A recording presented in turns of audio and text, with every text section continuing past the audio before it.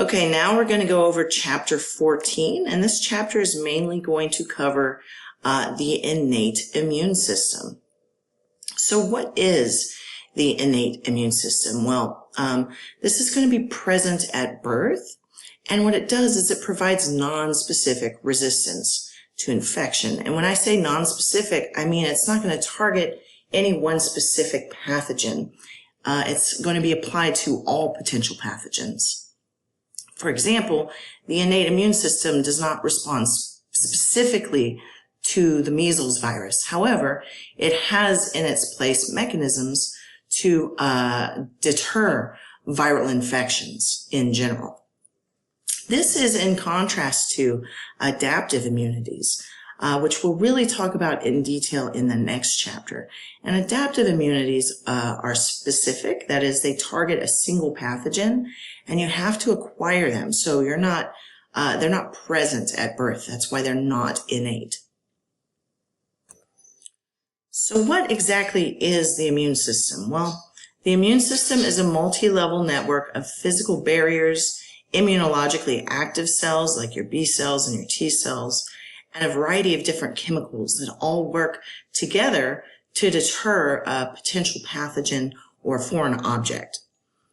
It can be broken down into 3 lines of defense. The first line of defense is going to be any barrier, physical or chemical, that's going to block invasion at the portal of entry. And this is going to be non-specific. The second line of defense, this is going to include protective cells, like many of your white blood cells, proteins, and mechanisms that act once the first line of defense has been breached. This is going to include things like inflammation and phagocytosis. And again, this is non-specific. So the first and second lines of defense are the innate immune system. Finally, you're going to have your third line of defense, and this is going to be your adaptive immune system. And what happens here is the immune system acquires adaptive immunity after it's been exposed to a specific foreign substance. And it's going to produce antibodies and create memory cells that identify just that foreign substance and react to just that foreign substance. And for this reason, it's specific immunity. Now, note that the lines of defense do not work separately. They mostly overlap, and they are redundant in several ways.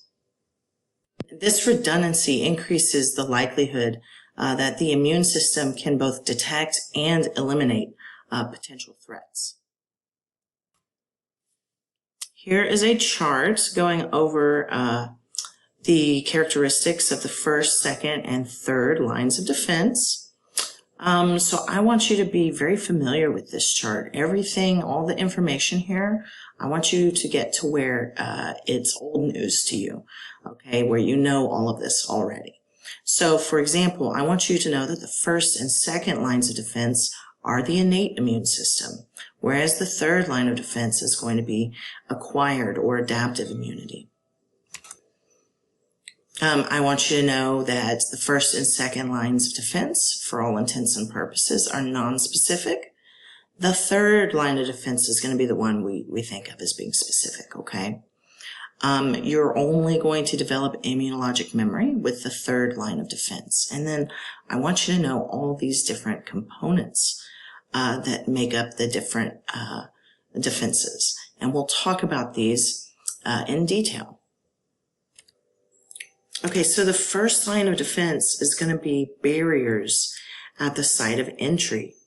And remember, these are innate, so we're born with these barriers, and they're non-specific, so they're going to act against a variety of foreign substances. You can divide these barriers into 3 different categories, and I already mentioned 2 of them. I mentioned the physical and the chemical barriers.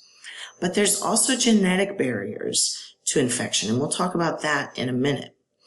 These barriers are going to block the entry of not just microbes, but any foreign object, foreign agent. So these barriers will work against any foreign object, and a foreign object will trigger these mechanisms. Okay, first let's talk about the physical barriers, or the physical mechanisms that provide a barrier against pathogens.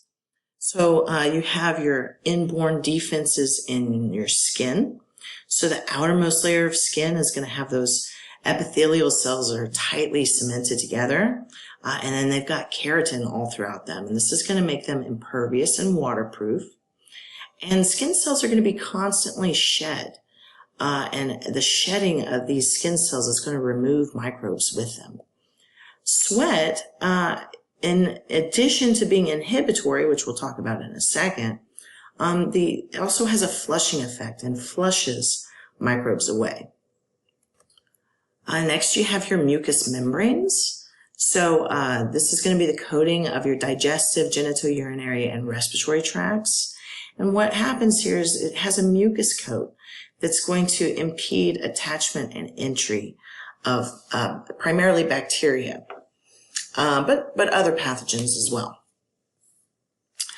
We talk about the ciliary defense of the respiratory tree, the ciliary escalator, or the respiratory escalator. You've got these cilia that line the epithelium of your respiratory tract. And what they do is they sweep upwards, they sweep mucus upwards. And what that mucus has done is it's trapped dirt, foreign objects like dust, and then pathogens like mold, bacteria, viruses, things like that. And so that mucus is being swept up the cilia of the respiratory tract until you eventually cough it out and remove pathogens that way.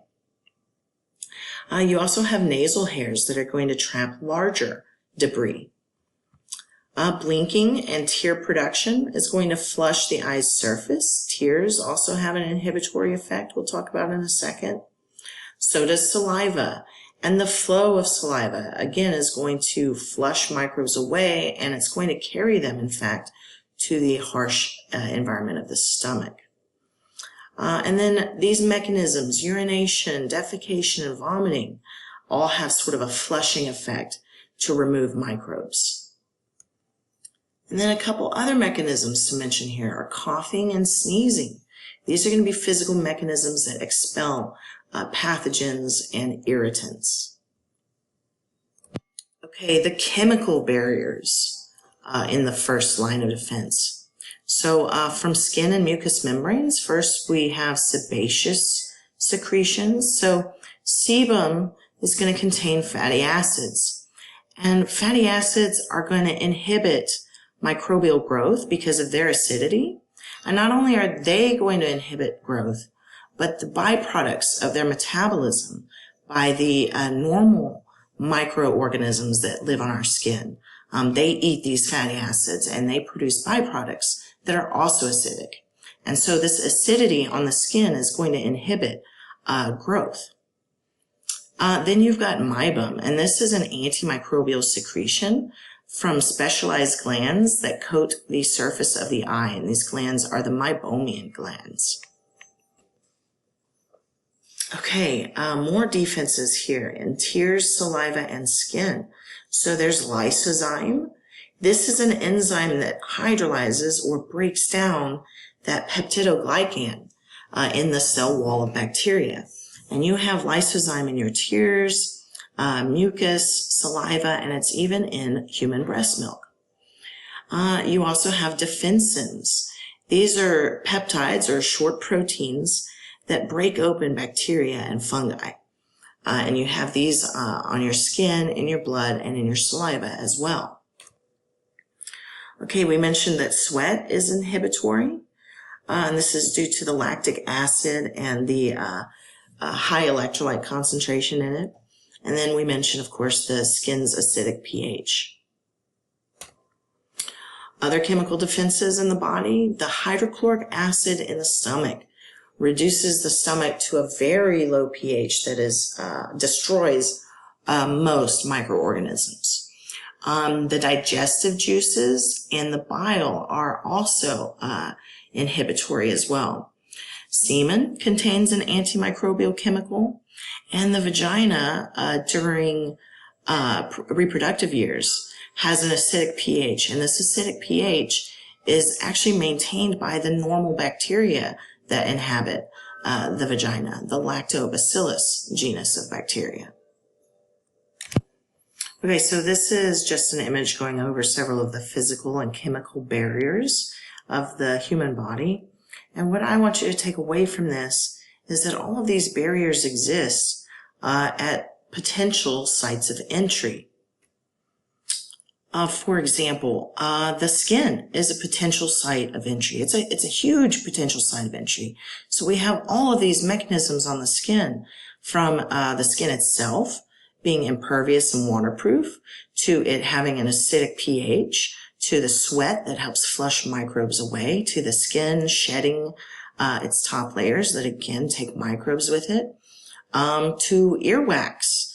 All of these features help prevent the entry of pathogens.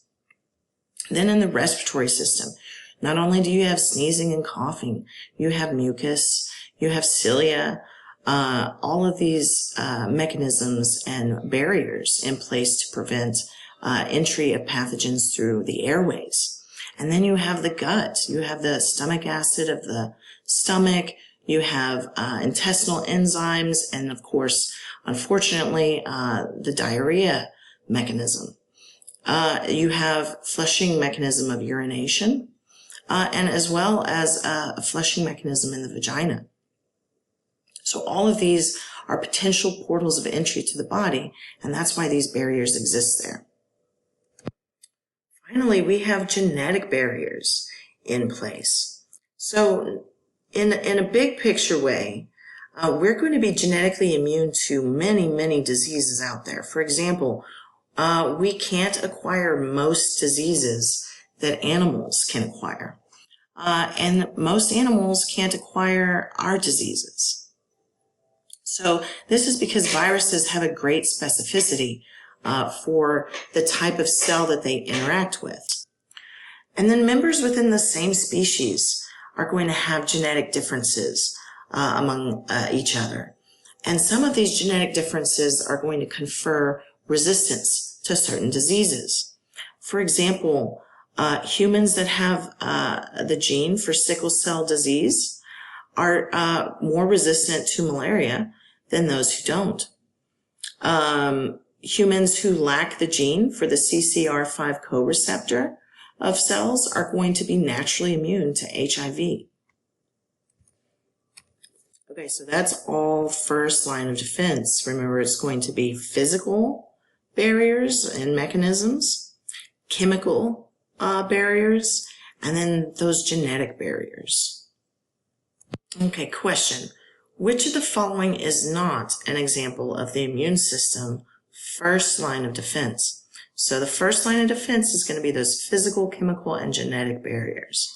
So you can see right here, lysozyme, remember, is going to be a chemical defense. So is hydrochloric acid in the stomach. The sneeze reflex we mentioned, along with coughing, is going to be a physical mechanism or a physical barrier to repel potential pathogens and foreign objects. And cilia is as well. So the one here that we haven't talked about yet, inflammation, we'll talk about in just a moment. But it's the second line of defense. Okay, before we get into the second line of defense, let's take a step back and let's define immunology. Immunology is going to be the study of the body's second and third lines of defense. So everything we're going to be talking about from here forward into next lecture and next chapter is going to be immunology. The primary functions of a healthy immune system. This is going to include surveillance of the body, recognition and differentiation of normal cells versus foreign material. So this is going to be self-recognition versus non-self-recognition. You want your cells to be able to understand what is normal, what is self, and not react to it. And third, you want a healthy immune system to be able to attack against and destroy foreign entities. Okay, white blood cells or leukocytes are going to be the surveillance and the attack team. They have an innate capacity to recognize and differentiate any foreign material from self, and then they're going to act on that material. So the primary functions of a healthy immune system are going to be carried out by these white blood cells, primarily. Now, how do white blood cells work in the surveillance and attack team? Well, they're going to recognize these things called PAMPs. These are pathogen-associated molecular patterns. They're just molecules that are on the cell surface of many different microorganisms.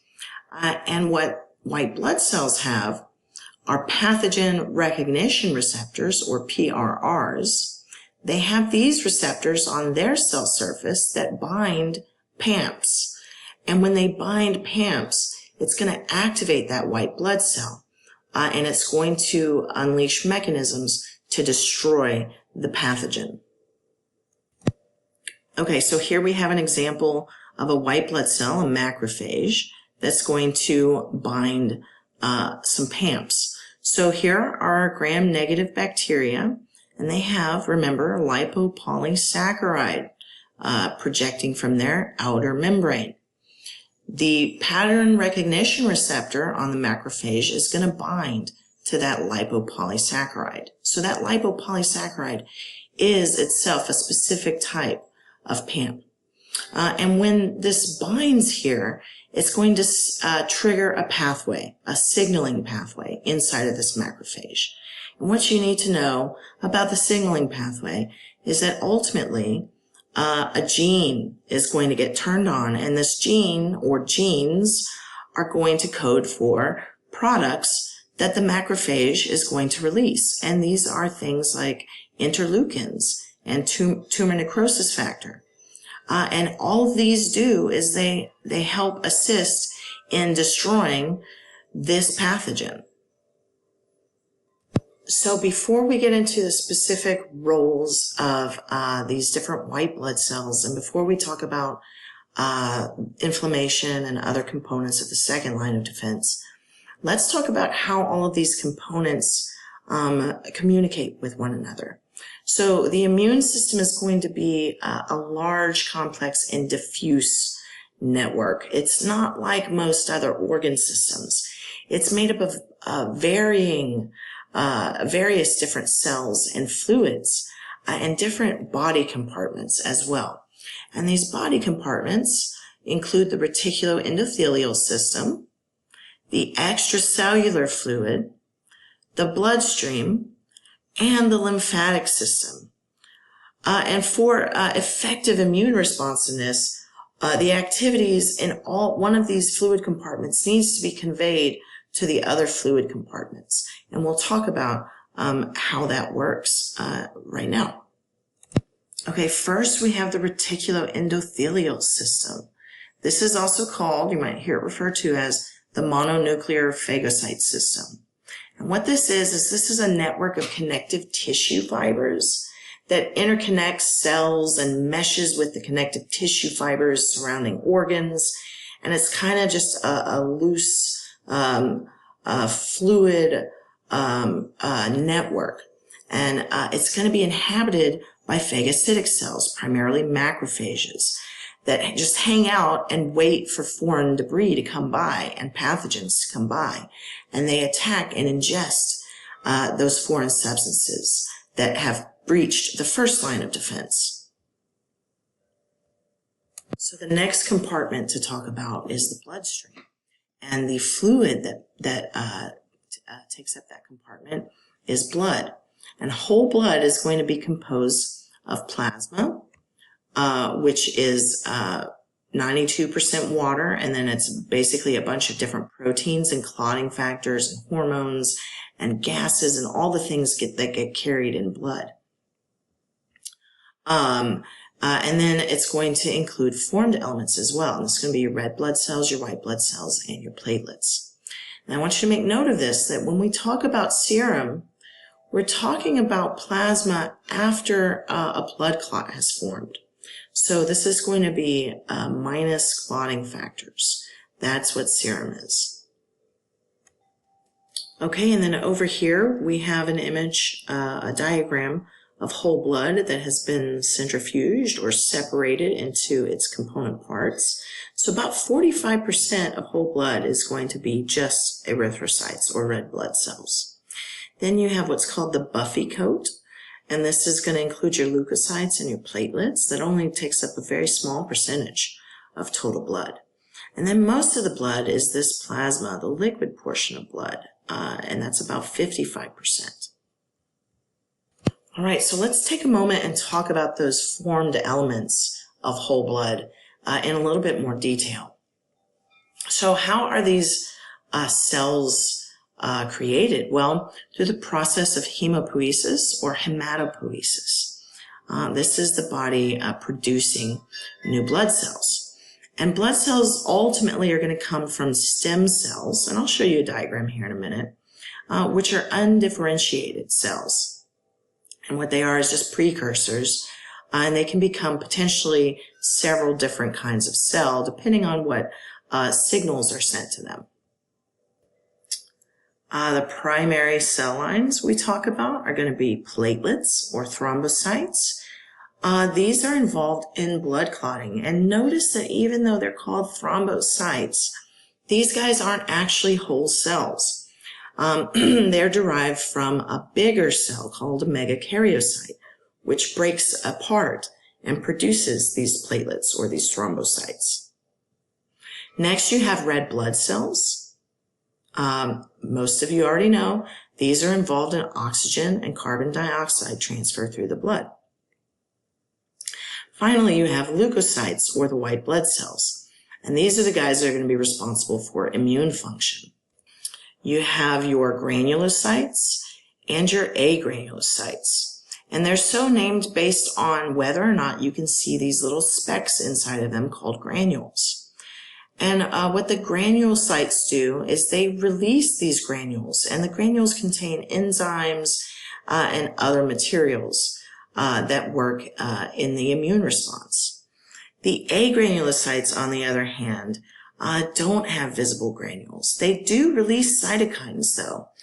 They just don't have as significant an amount. You can't see the granules on the light microscope. Some of them also are these cells that release antibodies. Okay, so here's a diagram showing sort of the lineage of these different blood cells. So you start up here at the top with the pluripotent stem cell.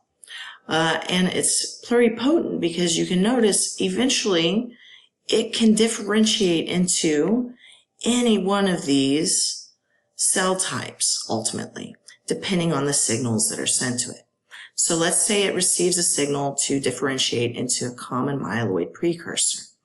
That common myeloid precursor can then differentiate into any one of these. It can go on to ultimately form platelets. It can go on to become a red blood cell.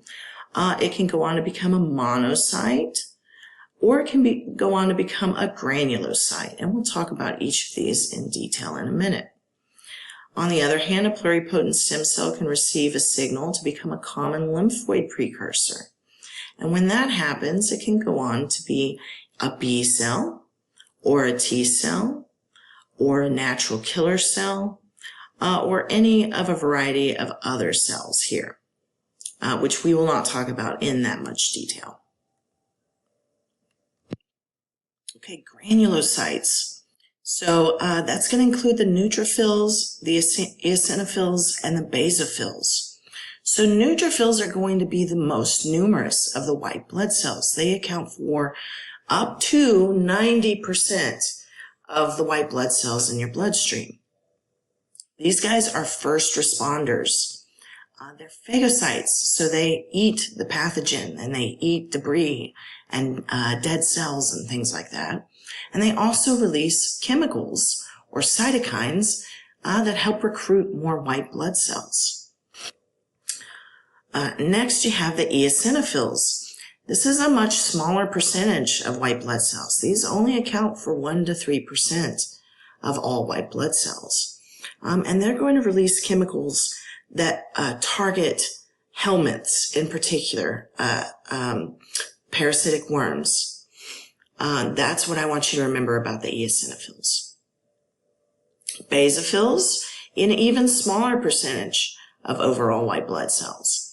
These guys release potent chemical mediators like histamine, and that's going to be involved in the allergy and the inflammatory response. Finally, I want to make mention of mast cells. Even though this chart has it listed here, go ahead and cross that out. This is not technically a granulocyte. The granules are visible under microscope, but they don't act like the other granulocytes. They reside in tissues, and they release histamine there. Their role is going to be in allergy, inflammation, and also parasitic worm infections. Okay, here are the granulocytes, and you can see what we mean when we say granules are these little tiny specks throughout the cytoplasm of these cells. And each one of those specks is a granule containing enzymes, something like that, proteases, cytokines, things that the cell is going to release to assist the immune system. Notice you have the neutrophil here with its multi-lobed nucleus, this dark staining area in the center. These are sometimes called PMNs, or polymorphonuclear cells, because their nucleus takes such an eccentric multi-lobed shape.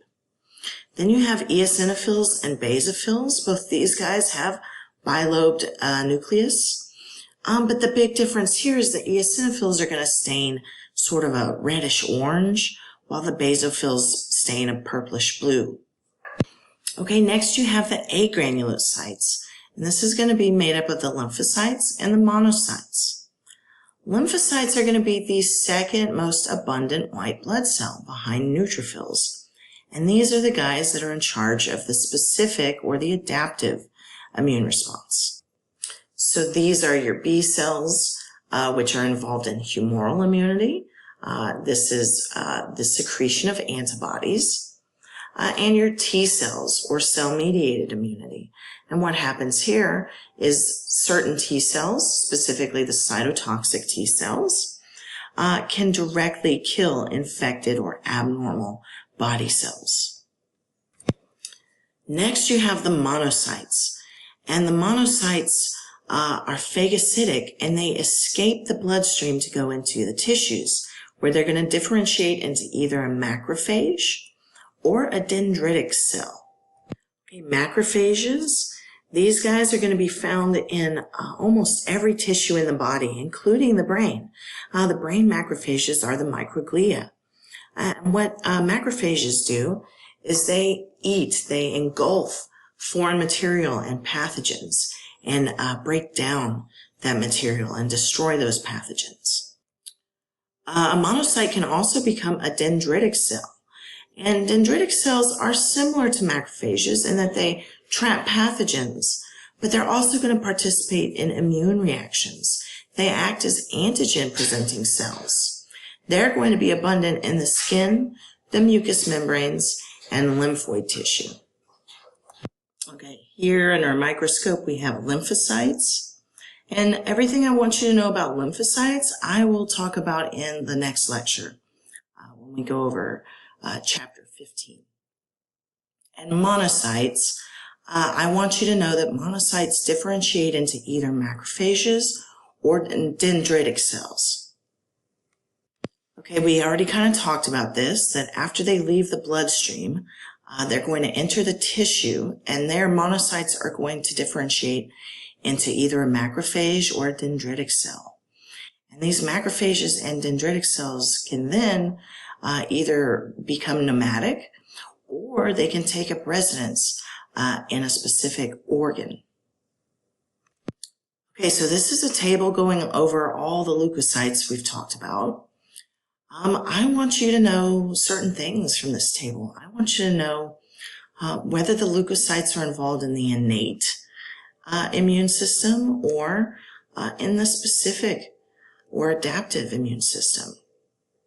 Really, the way to remember this is that lymphocytes are going to be the ones involved in the adaptive immune system.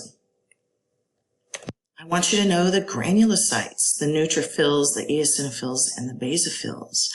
I want you to know that the neutrophils are involved in phagocytosis, and they're going to be the first responders to the site of infection or inflammation. The eosinophils, I want you to know these guys are going to participate in destruction of parasitic worms. They have granules that release toxic proteins, inflammatory mediators, as well as digestive enzymes in order to kill these eukaryotic targets. Finally, basophils are going to be involved primarily in allergy and inflammation. But you can just think of them as allergy, okay? And the big thing that they're going to release is histamine. Okay, the monocytes, I want you to know these guys are going to be involved in phagocytosis, so that's going to be the innate immune system, and they're going to differentiate into either macrophages or dendritic cells when they escape the bloodstream and enter the tissues. And know that both macrophages and dendritic cells can be antigen-presenting cells, and in that way they interact with the adaptive immune system. Monocytes can also secrete chemicals that help moderate the functions of the immune system. And then we have the lymphocytes. This is going to be your acquired immunity or your adaptive immunity. And this is going to be your T cells and your B cells. And we'll talk about them in detail in the next chapter. Finally, there's these guys called the natural killer cells. They're part of the innate immune system as well, and we won't get into too much detail with them, but what they do is they patrol the body for abnormal body cells. And what they're doing is they're looking for body cells that have either been infected by a virus or have become cancerous, and they kill those cells. Okay, finally, the red blood cells and the platelets make up the rest of whole blood. In addition to the white blood cells. So, red blood cells or erythrocytes, these guys also develop from those bone marrow stem cells, that pluripotent stem cell that we talked about earlier. What happens is they go on to lose their nucleus and they become these simple sacs of hemoglobin that can carry oxygen from the lungs to the tissues, and then they pick up carbon dioxide in those tissues and carry them back to the lungs. So red blood cells are crucial for our ability to maintain our oxygen levels and proper CO2 levels. Platelets or thrombocytes, these are not actually whole cells. These are formed elements that circulate in the blood. Remember, they're going to be derived from fragmentation of those cells called megakaryocytes. And what these guys are involved in is in blood clotting primarily, but also they play a role in inflammation. Now, red blood cells traditionally are not really considered part of the immune system, but there has been some recent research that says that they help in triggering inflammatory reactions and perhaps also signaling the immune system. So we won't go into all of that detail, but I do want you to know that they make up part of whole blood. Okay, the final body compartment that we're going to talk about that participates in the immune system is going to be the lymphatic system. So what the lymphatic system does is it provides an alternate route for return of extracellular fluid to the circulatory system. And now the extracellular fluid is itself its own compartment, and it's intimately associated with the lymphatic system, with lymphatic vessels. And what all it is it's the fluid surrounding cells in tissues. And the problem with extracellular fluid is that once it gets out into the tissues and it surrounds the cell, how does it get back into the bloodstream? And the way it does this is through the lymphatic system. The lymphatic system also acts as a drain for inflammatory proteins and fluids that build up in the inflammatory response. The lymphatic system is going to be involved in surveillance, recognition, and protection against foreign material.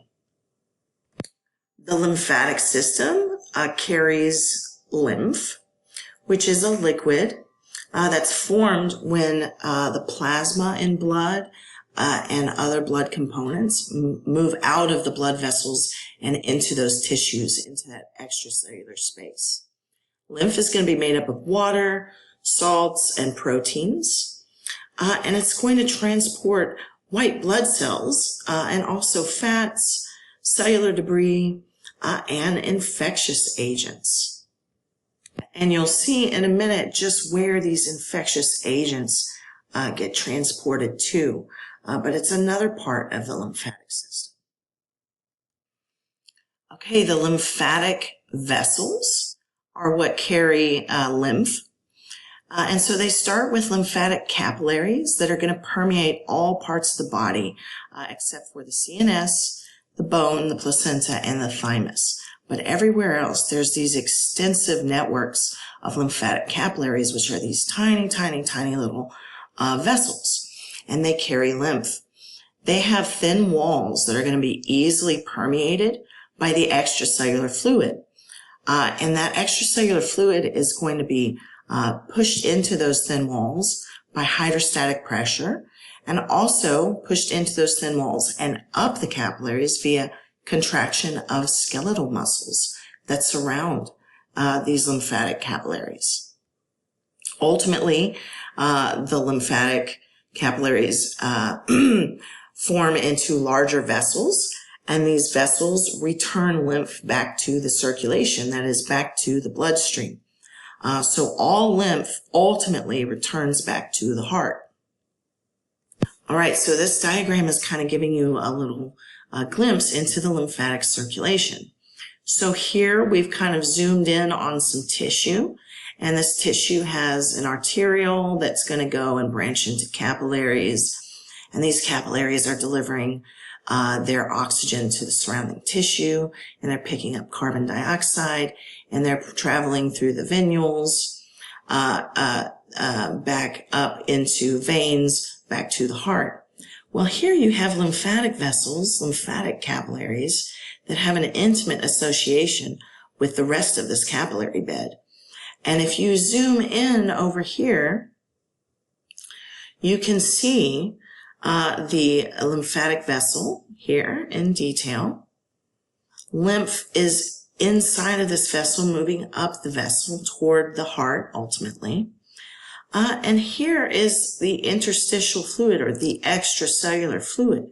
And what happens is this extracellular fluid is pushed through pressure, through hydrostatic pressure, right? Because you have, ultimately, you have blood vessels that this fluid is escaping from, and those blood vessels have higher pressure in them. And so that pushes this fluid out this way, and the fluid eventually gets pushed into the lymphatic vessel, and then it collects and moves up toward the heart. Okay, let's talk about the organs and the tissues of the lymphatic system. So we have primary organs and secondary organs. The primary organs are going to be the sites of lymphocytic origin and maturation. So that's going to include the thymus gland, which is where T cells mature, and the bone marrow, which is where both B cells and T cells originate. Okay, next you're going to have secondary organs and tissues. And what you need to know about these guys is these are going to be the sites where immune cells are going to encounter microbes. So in the lymphatic system, the lymph nodes are going to be an important site that filters lymph and where immune cells can interact with potential pathogens. The spleen is going to be an important site in the circulatory system or the cardiovascular system, right? It's going to filter blood and trap potential pathogens. Then you've got MALT and GALT. MALT is the mucosal associated lymphoid tissue, and this is going to include things like tonsils, and these can come into contact with respiratory or foodborne pathogens. And your GALT or gut-associated lymphoid tissue is going to include things like the PRRs patches that again can come into contact with microbes that have been ingested by the mouth. Okay, some of the lymphoid organs. So we have here the thymus. This is a primary organ of the lymphatic system. And when you're born, your thymus is actually very large, and it has a high growth rate and activity until you hit about puberty, and then it starts to shrink as you age. The thymus, we'll talk about more in detail next chapter, is going to be the site of T cell maturation. Remember, B cells and T cells are both born or originate in the bone marrow, but T cells go on to the thymus where they mature. Next, in the secondary lymphoid organs, you have lymph nodes. These are the small encapsulated bean-shaped organs that line lymphatic channels, and some large blood vessels as well. You're going to see them especially clustered in the armpit, the neck, and the groin. And what they do is they're going to filter that lymphatic fluid, and they also provide a site for those immune cells to come into contact with potential pathogens. The spleen is in the abdomen. It's to the left and just below the diaphragm in the stomach. It's going to be basically, it's shaped like a large lymph node, except instead of filtering lymph, it filters blood. And it removes worn out red blood cells, and it traps pathogens. And remember the reticuloendothelial system? Well, those phagocytic cells like to hang out in the spleen, where these pathogens get trapped, and they phagocytose those pathogens and destroy them or present them to immune cells. All right, this is just illustrating the lymphatic system that we've talked about so far. So you can see we've zoomed in here to the breast. Here are the lymphatic vessels of the breast, and these all kind of merge together, come together to form a larger lymphatic vessels that kind of travel along the vein. And you can see these lymph nodes here clustered in the armpit region, and then clustered along the blood vessels. And ultimately, these lymphatic vessels converge into lymphatic ducts that then drain into the heart. What else to show you? Here's the spleen. Here would be the tonsils. The thymus lies directly over the heart. Again, it shrinks as we age. And then the GALT would be down here. If you zoomed in really close to the intestinal lining, you would see the PRRs patches in the small intestine. Okay, so questions here. We've got the first question. Where do B and T cells originate? Well, recall that B and T cells are both born in the bone marrow, but T cells go on to mature in the thymus. But both B and T cells originate in D, the bone marrow.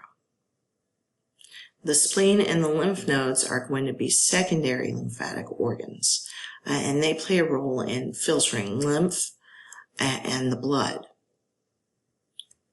Okay, next question. I kind of already answered this one for you, but where do T cells mature? They are named T cells because they mature in the thymus. All right, now that we've talked about first line of defense, right? Remember the physical, chemical, and genetic barriers. Then we went on to talk about the lymphatic, the immune system and all of the components of it, the different body compartments, including the lymphatic system. Now we're finally ready to talk about second line defenses. We had to talk about all of that stuff before we got to here because we needed to know what the cells are that participate in these second-line defenses and which organs participate in these second-line defenses. So these are going to be mechanisms that play an important role in our defense. They're going to be things like the inflammatory response, the fever mechanism, phagocytosis, interferon, which we'll talk about what interferon is here in a little bit, but it's very important against viral infections, and complement, which we'll also talk about. It's a group of proteins that help fight off invaders. All of these mechanisms are going to be non-specific, so they're going to be effective against a wide variety of foreign agents. And they also support and interact with specific immune responses as well. Okay, the inflammatory response. So this is going to be a reaction to any traumatic event in the tissues, and this reaction attempts to restore homeostasis to those tissues. And what inflammation does is it helps bring immune cells to the site of damage or the site of infection, whatever the situation may be. And then it also helps to clear away the foreign material, the invading microbes, and the cellular debris that's been left behind, either by the trauma or by those immune reactions. There are 4 classic signs and symptoms of inflammation that I want you to know. First is redness or rubor, and I expect you to know the Latin term for it. This is going to be due to increased circulation and vasodilation in the area in response to chemicals that have been secreted. Next is warmth or calor, and this is going to be heat that's been given off by that increased blood flow to the area. Next is swelling or tumor. This is due to increased fluid in the tissue because the blood vessels are dilating. And this is also called edema. And finally, pain is a very common symptom of inflammation, and this is also known as dolor. And this is due to inflammatory cells releasing pain mediators, and those pain mediators or those chemicals go on and stimulate nerve endings.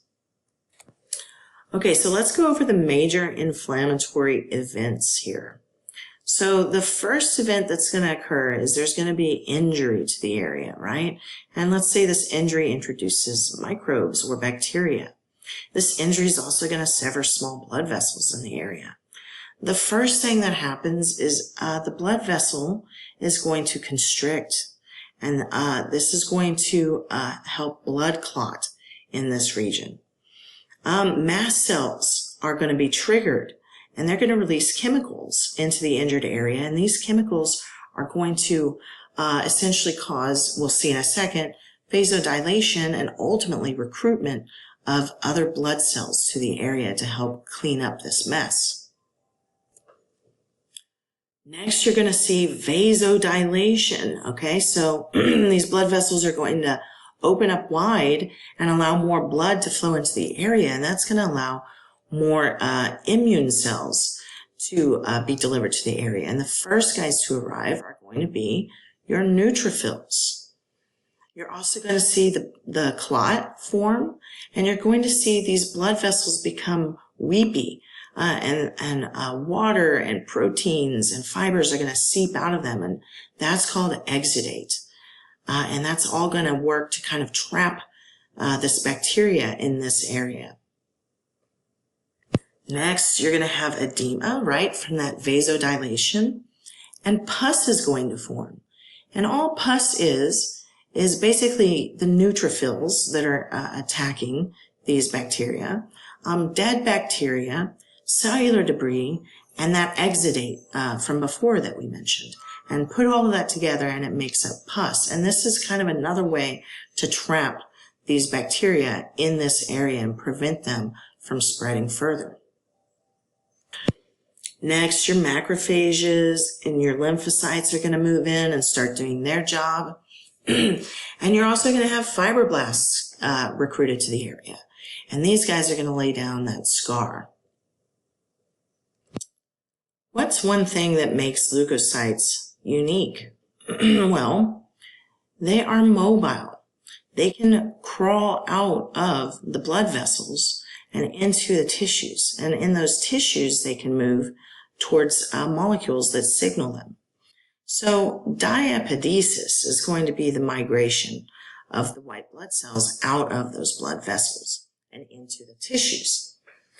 If you have problems with your white blood cells' ability to exit the blood vessels, such as in leukocyte adhesion deficiency, you're going to have repeated infections, especially bacterial infections, okay? And this is because those white blood cells, such as the neutrophils, the first responders, can't get to the site where they're being called. So bacteria is just going to multiply at that site of entry.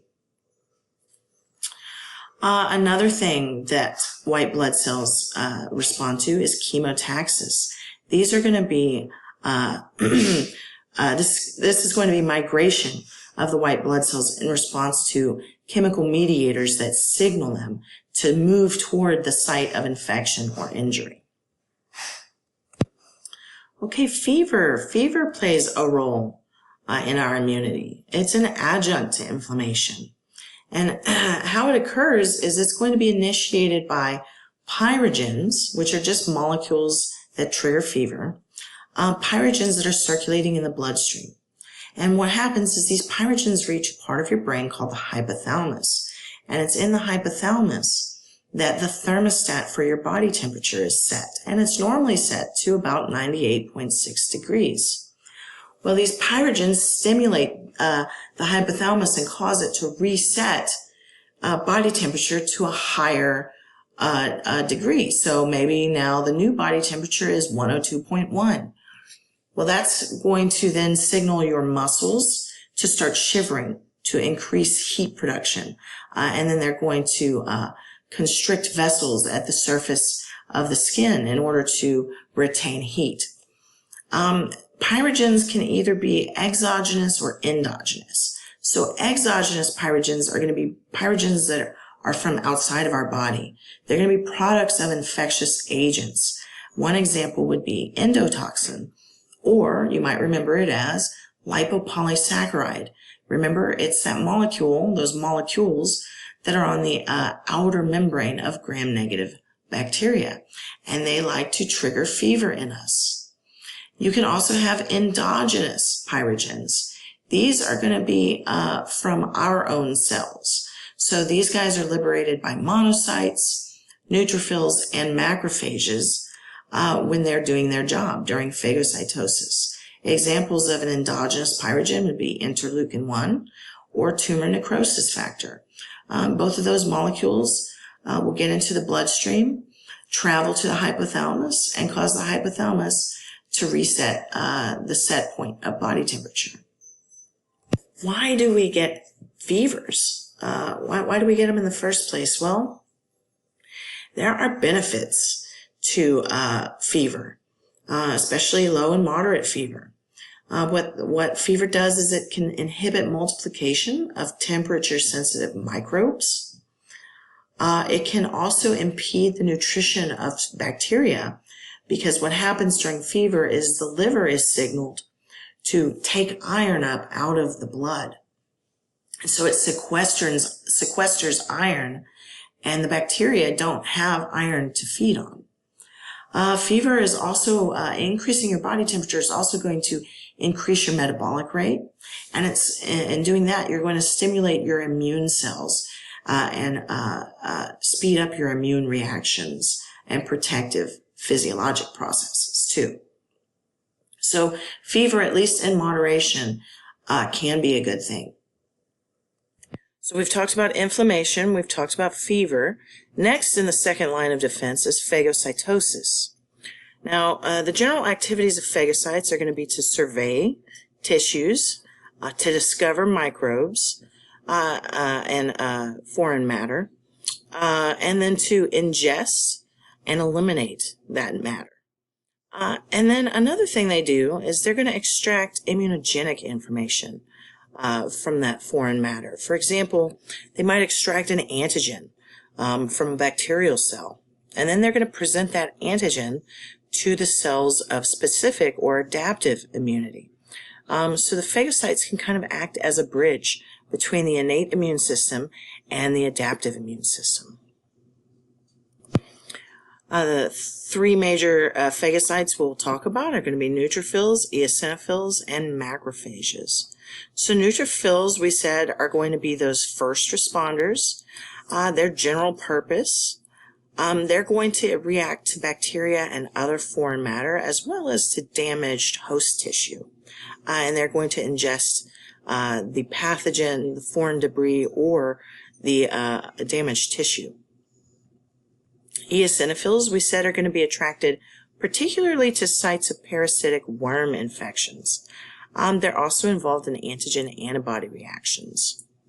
And then you've got macrophages. Remember, these guys are going to come from monocytes that have escaped the blood vessels, escaped the circulation and gone into the tissues. And what these guys do is they scavenge and process foreign substances and prepare them for reactions with B cells and T cells. So how does phagocytosis work? Well, first you're going to have chemotaxis, and this is where the phagocytes migrate to the site of injury or the site of infection, the place where inflammation is. And the cells in that inflamed area are going to release chemokines, and these are chemicals that signal white blood cells to come towards them. So phagocytes are going to migrate following that gradient of chemokines. And then they're going to use these receptors on their surface called toll-like receptors. These are a type of pattern recognition receptor. Remember, we talked about that. And these are on the surface of the phagocytes. And what they do is they're going to bind to pathogen-associated molecular patterns, or PAMPs. And remember, PAMPs are just molecules that are found in common on different kinds of microbes. The next thing that happens is a phagolysosome is going to form. So the phagocyte's going to extend these false feet, these pseudopods, and these pseudopods reach out and engulf the pathogen in a vacuole, and we call that vacuole the phagosome. Then the phagosome is going to fuse with lysosomes inside of the cell, and those lysosomes are going to dump their products into the phagosome, and their products are antimicrobial. They're going to break down that pathogen. And so when they fuse with that phagosome, it's then called a phagolysosome. There are a few different ways that the phagocyte destroys and eliminates the pathogen. There's the oxygen-dependent system, or the respiratory burst. This is just where the white blood cell produces reactive oxygen species that are highly reactive and can destroy the pathogen. They also liberate lactic acid, lysozyme, and nitric oxide. And then after digestion, the undigestible remains, the debris, are going to be released from the macrophage by exocytosis. Big picture here is that the phagocyte is going to bring in the pathogen or the debris via a phagosome. That phagosome fuses with lysosomes to form a phagolysosome, and it's in that phagolysosome that the pathogen is going to be destroyed. All right, so this is showing phagocytosis. So up here we have number one, chemotaxis by the phagocyte. So this is the phagocyte, and it's been drawn to this area where there's a bunch of bacteria by chemical signals, by chemotaxis. Now, if we zoom in on this area here, we can see the bacterial cells up close. We can see the phagocyte up close. So these bacterial cells have molecules on their surface called PAMPs, pathogen-associated molecular patterns. And these guys are going to be recognized by the phagocyte. The phagocyte has receptors on its cell surface that bind to these PAMPs. Okay, and these receptors are called toll-like receptors, and that's a type of pattern recognition receptor. So these receptors bind these PAMPs, and that's going to signal the cell to sort of form these pseudopods and engulf these pathogens here. And so they're engulfed into a vacuole, which we call the phagosome. Then you can see lysosomes migrating toward the phagosome, and they fuse, forming the phagolysosome. Now, killing and destruction of bacterial cells is going to happen next when the contents of those lysosomes are dumped into the phagolysosome. So you'll see enzymes such as lysozyme, DNase, RNase, proteases, and peroxidase. And basically all these guys do is digest the material that makes up that pathogen. You can also see reactive oxygen products, things like superoxide and hydrogen peroxide, depending on the phagocyte. And these again are going to destroy the pathogen. All right, another defense in the second line of defense is going to be interferon. So interferon is a small protein that's produced by some white blood cells and tissue cells. It was originally thought to just be directed against viruses, but it's been found to be involved in defenses against microbes as well as immune regulation. But when you think of interferon for the purposes of this class, I want you to think of it as an antiviral protein, okay? There's a few different kinds of interferons. Don't worry about these. Just know that they're produced by a few different white blood cells and tissue cells. Okay, so what does interferon do? Well, when a virus binds to a host cell, that host cell becomes infected, but it's going to signal that host cell to start producing interferon. And interferon molecules are then going to be secreted into the surrounding area around that host cell, and they're going to bind to nearby cells.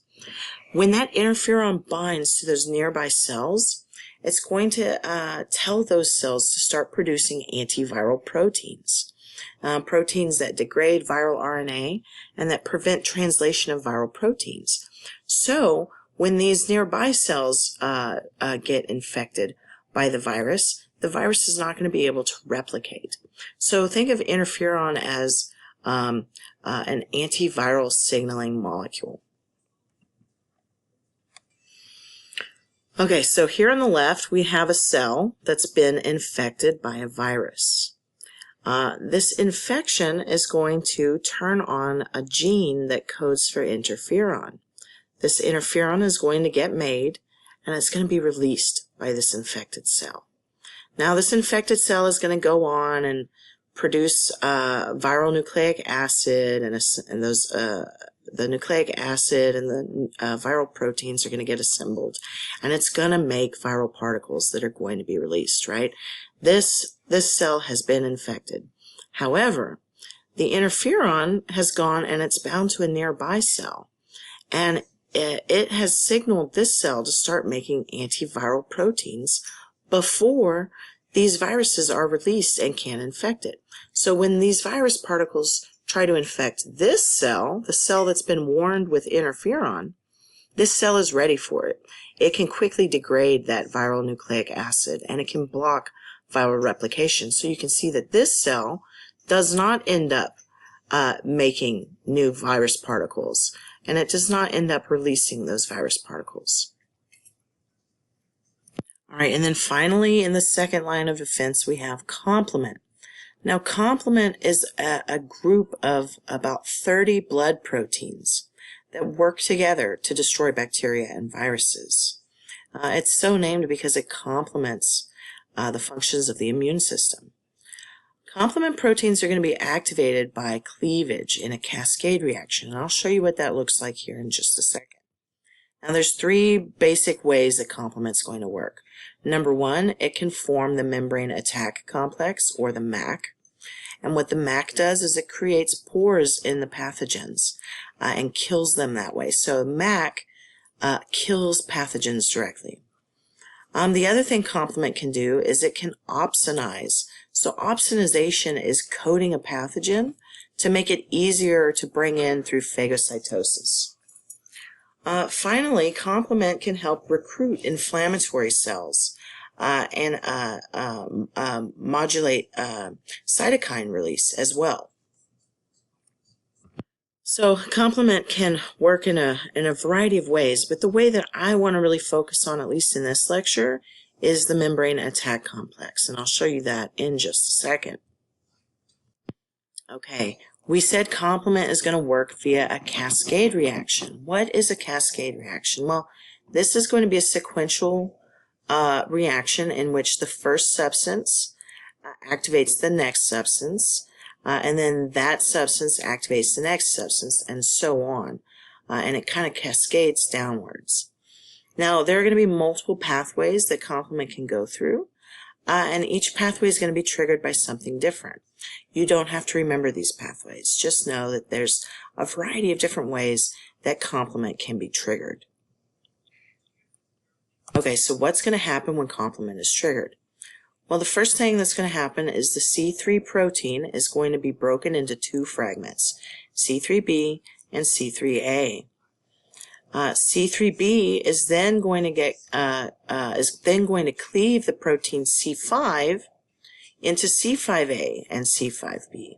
C5b then goes on to form a complex with C6, 7, and 8, and this is going to be the membrane attack complex, or the MAC. And when you think of MAC, think MAC attack. Okay, this guy is going to directly attack the pathogen.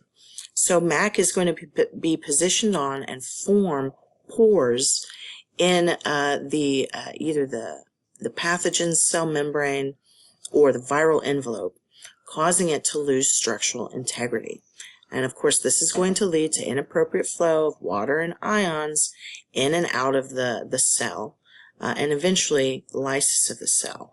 And in the case of a virus, it's going to break down that viral membrane, that viral envelope, which is going to prevent the virus from being able to infect its target cells. All right, so this is just demonstrating the cascade reaction we just talked about. So initiation here, C3 is going to be cleaved into C3a and C3b.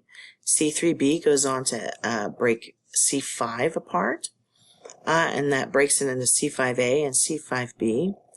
C5b, together with C6, C7, C8, and C9 are going to form the membrane attack complex. And you can see it here is kind of this cylindrical pore that's going to pierce through either the cell membrane, if it's a bacterium or a fungus or something like that, or through the viral envelope.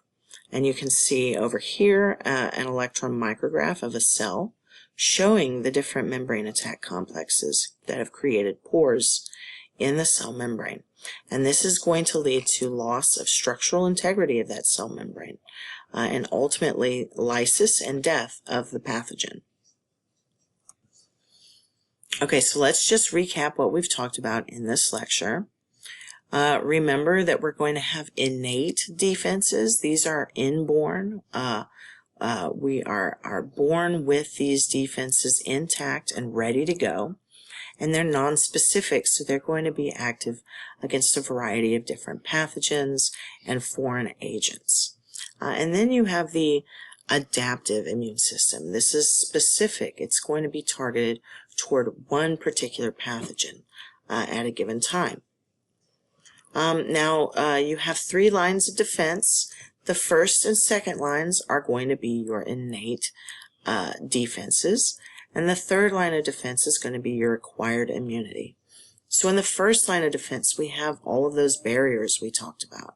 We have physical barriers, chemical barriers, and genetic barriers.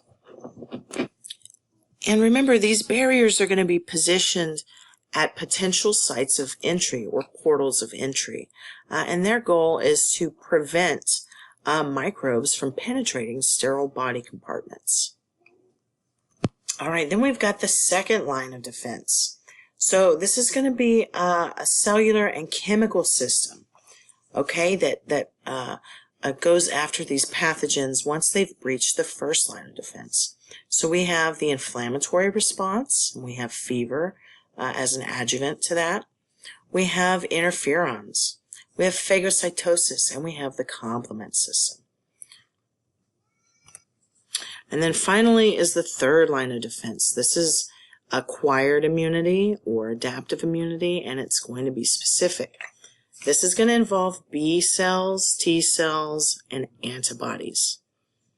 Now, remember, this is going to include specific host defenses, and these have to be developed uniquely for each microbe through the action of these specialized white blood cells. And the big key to adaptive immunity is going to be the development of immunological memory.